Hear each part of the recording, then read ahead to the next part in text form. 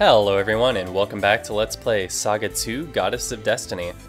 We're still here in Giant's Town, where last time we got a tip that to get to the Giant's ruins, we're gonna have to talk to someone named Johnny. And I happen to know that Johnny's in here in the pub. But actually before we do that, I thought I saw there was an opportunity to use an action around here somewhere. Was I imagining that? I remember last time that I was here, there was a little icon that popped up. It wasn't just to talk to this person, I thought there was an action command. I guess not. I must be misremembering. In any case, let's head into the pub here. And what does the pub master have to say? Drink is 10 kira. Let's go ahead and drop that. It's pretty cheap. Oh, that guy drinking over there is Johnny. I hear he used to be a giant. Fascinating. Seems that there are giants who know how to get small. If only we had some use for getting small. Oh wait, that's what we're doing here. Hey Johnny. Yep, the goods dealer ratted you out. We know all about your little secret, Johnny. Your little giant secret. It's a shortcut by the stairs to the east of Giant's Town. Alright, so we're actually going to have to remember this because this is important. There's a shortcut by the stairs to the east of Giant's Town. There's a rock blocking the way now. There might be a way into town if I demolish the rock. Huh, wait. We have a way of demolishing things. We have the sickle. This will show you where... Oh! Fascinating. Okay, this is exciting. So, it's similar to how we got the statue that told us places where we could use our excavating relic. Seems this guy is going to give us a relic that'll tell us where we can use our demolish ability. That's going to be pretty useful. I wonder if they're both active at the same time. I think all of the map affecting ones relics were always active and that we didn't have to specifically equip them. Oh cool, it's called a wind vane. Yep, yeah, that just extends the functions of our minimap. Nothing we have to specifically equip as far as I can tell. We have the usual jukebox here. We could put a tune on for 1 kiro, and why not? Let's go ahead and do that.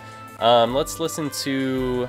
Wait, there was one called Eat the Meat. I want to hear that. Oh, Eat the Meat is just the victory tune? Okay, that's a little bit disappointing. I was hoping it would be something we haven't heard yet since we haven't actually eaten any meat. What about the battles course? Yeah, okay. And I like that it keeps playing even as you walk away from the jukebox. It reminds me of the jukebox in Catherine, how you could change the music in the bar using that. Anyway, I imagine that we're going to be hearing a new song once we talk to this person.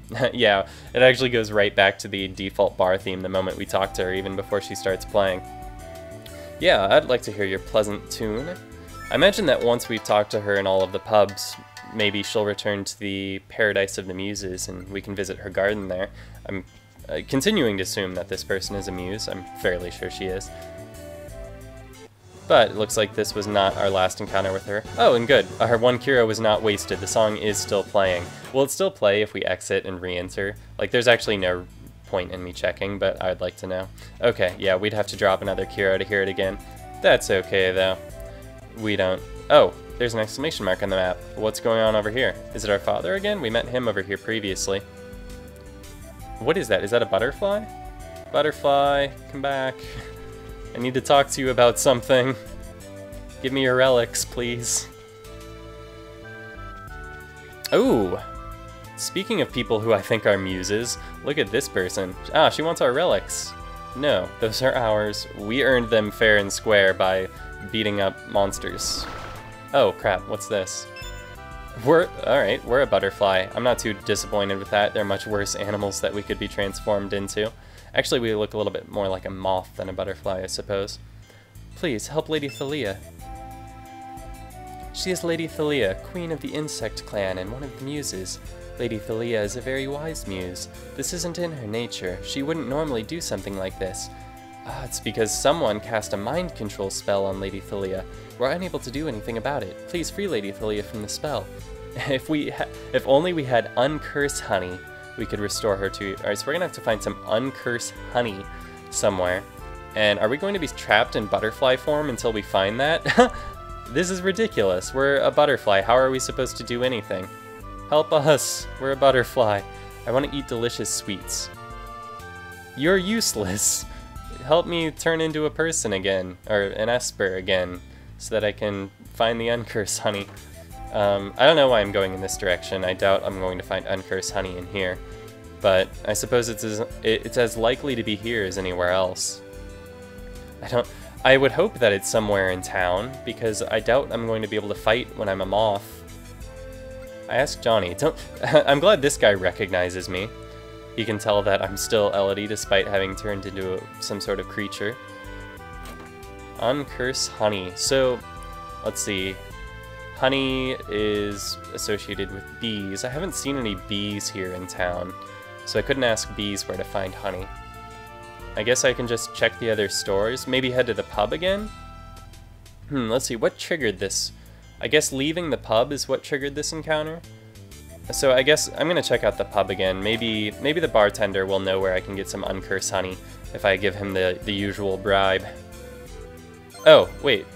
Secret sweets? Okay. That fairy wanted secret sweets. Is this the start of a fetch quest? Okay, so we give the sweets to the fairy's gonna give us some other thing, and we're gonna be able to trade that a few more times and eventually get the uncursed honey, am I right? Alright, Miss Fairy, I have your sweets. Here, take the secret sweets, they're all yours. Uncursed honey, please? Ooh, a glass bottle, okay. When you fill it with water, something fantastic happens. You can draw water in the middle of town. Okay, this is feeling even more like a Zelda fetch quest now that there's an empty bottle involved. Too bad we can't just bottle adventure and get whatever item we want. Alright, where's that fountain? Or I suppose it's a pond. And I'm gonna guess that this exclamation point here is where we get the water. Despite our tiny insect limbs, we're able to get some giant clans drops. Or some giant clans drops, rather. I'm uncertain who would want that, though. Maybe the guy at the giant store wants the giant clan drops? Or maybe Johnny does? We'll try Johnny, he's nearby. Johnny might want... Well, actually, I don't know. Let's see. Johnny, do you want these drops? Yes, I think you were a giant. He's furious at that accusation. Hey you. Sweets are well known, but the ingredients... Alright, well, you're not useful to me at the moment. Who wants this water? What about you? Item store attendee. Welcome. What'll it be? Nope, not you. Weapons store, maybe? Or I guess the inn is what's over here. Do you want this? No, you don't? Guess I'm just gonna have to brute force this. What about you? Well, he hints where I get the candy. Alright, well, while I'm doing this, I should point out, I learned recently that the sequel to this game, there was a DS remake of SaGa 3, similar to there is of this game. Oh, here's the person who wants Giant's Drops. I think I know a fairy that had something made for her. Yeah, you can have this. Take the Giant Drops. What do you have? Do you have the honey? You're a plant. I guess plants don't make honey, bees do. Take it.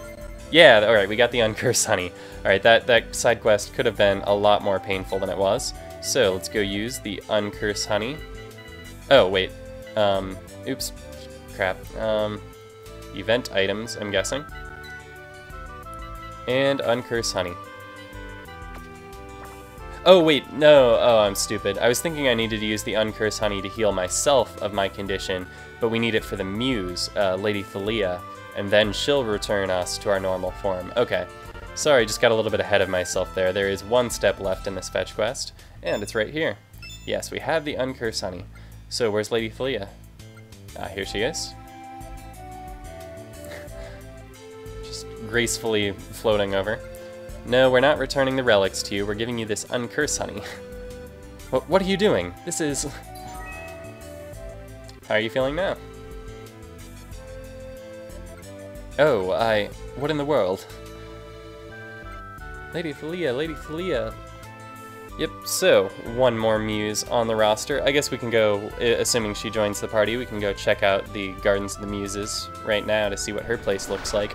I like the designs of the Muses' gardens, so I'm curious to see what hers looks like. Probably lots of butterfly-themed things there. Some MP? Yep, 250 MP, I guessed it. They all seem to reward us with that, but we don't have a lot of use for it unless we want to buy some more threads. Alright, bye butterflies, nice to meet you. But yeah, I was starting to say, so there were 3 SaGa games on the original Game Boy. which were translated as Final Fantasy Legend 1, 2, and 3, but only this one and the third one got DS remakes in this fashion. So there's this one, SaGa 2 Goddess of Destiny, and there's the other one which is called SaGa 3 Light and Shadow, I believe. It's something like that. And it looks very similar to this one. It's got a little bit of a different aesthetic. I suspect that there was a different character designer behind it, but it does share a lot of similarities with this game, and I just learned recently that there's a fan translation being done of it. It's not being done by Crimson Nocturnal. They broke up the band shortly after translating this, from what I understand. But another group seems to have picked up the slack and started translating that game, and they've already released, I think it's like a half-finished demo version or something, but if the eventual final version is released, I'd really be interested in playing it, because this game is just fantastic, so if there's another one like it, I'll definitely play it. Alright, so she rewards those who exploit enemies' weaknesses. Good to know. She has a cool mushroom-themed place. I was kind of hoping that those like butterfly attendants of hers would be here hanging out, because those guys seem a lot more sociable than she does, but nope, they are not allowed here in the Garden of the Muses, it seems. Oh, awesome. Okay, so the Battle Arena guy, or the like Devil's Arena or whatever guy hangs out here. That's good to know. So whenever we are ready to challenge that arena, we need only come here to the Garden of the Muses. We don't have to track him down in whatever towns he chooses to appear in, since these guys don't seem to appear in every town. So do we have any more business here in Giant's Town before we head out? I don't think we do. We're all healed up and everything. So, well, actually, we're not entirely healed up. I'm gonna go rest at the inn again, because I remembered that we used up one of our uses of Excavate, and so this should restore our Excavate uses all the way to 9. I doubt we're going to need to Excavate 9 times, because we're not heading back out into the desert, but we might as well play it safe, because it could be a long time before we need to rest at an inn again, and might as well play it safe. So we have 2 Excavate points right here. I might as well go knock those out. There's one right over here. And, oh, we got 10 uses of Excavate. I guess our Excavate level increased when we got a new relic, maybe? Anyway, that's interesting. I guess our relic power statistic is something that increases. Oh yeah, Green Dragon Blade. There's diminishing returns on Green Dragon Blades. The third one isn't as nice to have as the first 2 were, but it's still got to be better than this battle axe, right? Alright, yeah, sure enough it is. So our robot now carrying 3 katanas, all identical. And let's see what we have at the other Excavate point on the other side of the town. Right over there somewhere. Looks like it's on our way to our next destination, conveniently. And here it is. Let's dig it up. A couple of monsters coming after us, so let's see if we can grab this and get away in time. And it contains a gold needle. Alright, well, that's not a particularly useful item. I think that cures some status effect or another. I guess the cross we dug up in town was a similar item. I wonder what that sun symbol on the map is. Oh, I bet that's a demolish point, since that's something we just recently became able to see. Yeah, it seems it is, because otherwise this area appears to be a bit of a dead end. So let's check out this Excavate point. What have we got down here? A treasure chest, I'm guessing? Yep, and it contains a moon brooch. Moon brooch. What does the moon brooch do? It does... Oh, okay. It seems to be a gift for one of the muses, assuming that that's what the bouquet is, in any case. And over here we have a giant's house, it looks like. So here's how they handled the village of the giants, and I thought it was really clever in the original game. Basically, you were on the world map, and so your character was represented as being larger than they were normally. So, like, your character was 1 tile wide, and so, like, towns were, like, 1 or 2 tiles wide, right?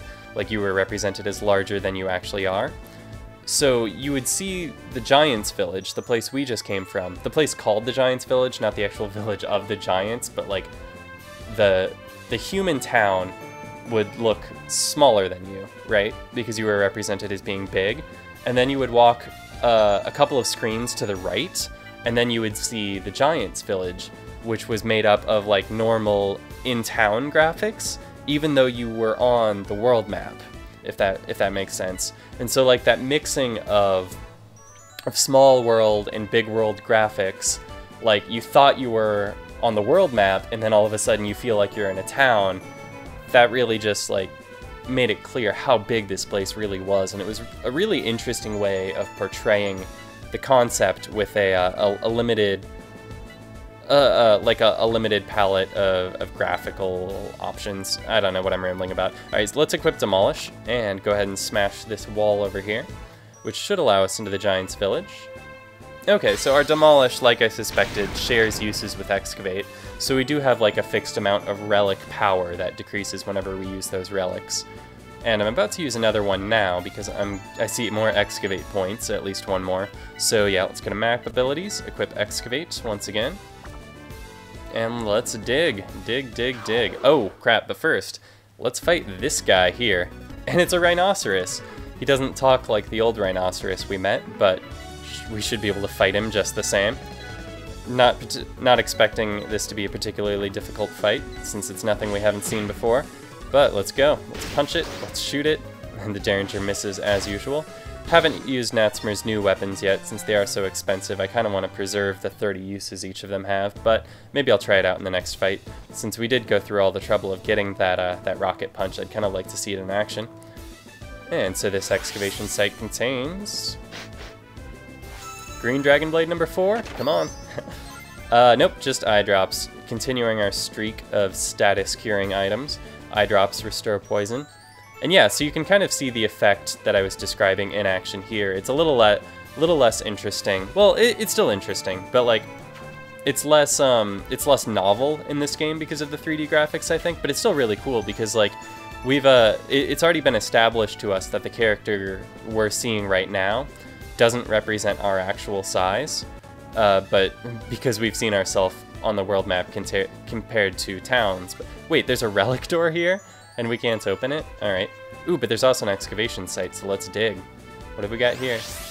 This excavation little mini-game is surprisingly prevalent in the game. I wasn't expecting to find these excavation points everywhere in the game. It's kind of interesting, though. It adds, like, treasure chests out on the world map. It adds to the exploration element of the game, which is something I enjoyed about the original anyway, so I'm happy to have it. It'd be kind of interesting if it was harder to see them on the map, like if the sensor that makes them appear on the map only worked if you got so near to them or something like that. Star Sand obtained. Is that just another present for the muses? Let's check. I suspect it is, like the moon brooch was. And yeah, it's just an exclamation point item. So nothing we have any immediate use for. Let's see if we can enter any of these buildings. I haven't seen one yet. It looks like there's rubble in front of all of the doors. Just that one entrance we saw that we didn't have enough relics to enter. I imagine that there is one house that we can enter, and it'll probably contain the relics we need to get into the other one. What about here? Oh, yeah, we're gonna have to go in the little mouse hole, obviously. Giant's Ruins, abandoned building. Yep, all the buildings here abandoned, yet this one deserves the title. Lots of enemies in here. Ooh, I see a treasure chest in the fireplace, it seems. What does it contain? Relic Power Crystal. Okay, so that'll increase, we have those on Virtue, I think, so that'll increase his strength. And what's over here? Ah, it's just a trap. Alright, so let's open the menu and heal ourselves from that trap. Cast Cure 4 times. And also, while we're here, let's check on our relics. Yeah, like I thought, we have power crystals on Virtue. But we got a second lightning crystal, so I think at this point the lightning crystal is more useful to Elodie than the flame crystal. And yeah, so if we equip this lightning crystal, that'll take us up to 22, which is the same as the magic crystal. And the lightning crystal will also have the effect of, I suspect, it reduces the amount of lightning damage we take. The phrasing of it, construct a barrier of lightning, suggests that it's like some active ability that we can use in battle, but I think that just means that it increases our defense versus that element. So we'll be taking less lightning damage, at least Elodie will be. And it looks like that's all there is here, so let's get into one fight, we might as well. Kind of want to see what the interior of this building looks like in battle. We have a group of 5 terrorists. Wow, okay, so that's actually what they were called in the original game, but I'm kind of surprised that they retained the name for this translation, because it seems like it was probably a pretty awful translation, kind of a dumb name. We can try the submachine gun here, might as well, since we have a group of enemies. I want to see that in action sooner or later. And they've got Derringers, nasty. Sweet, man, that submachine gun is strong. Alright, and we get 675 Kiro and 10 MP. And so let's head back outside. And now that we've got that relic, we should be able to enter the other building. But that'll have to wait for next time. Until then, thanks a lot for watching, and I will see you then.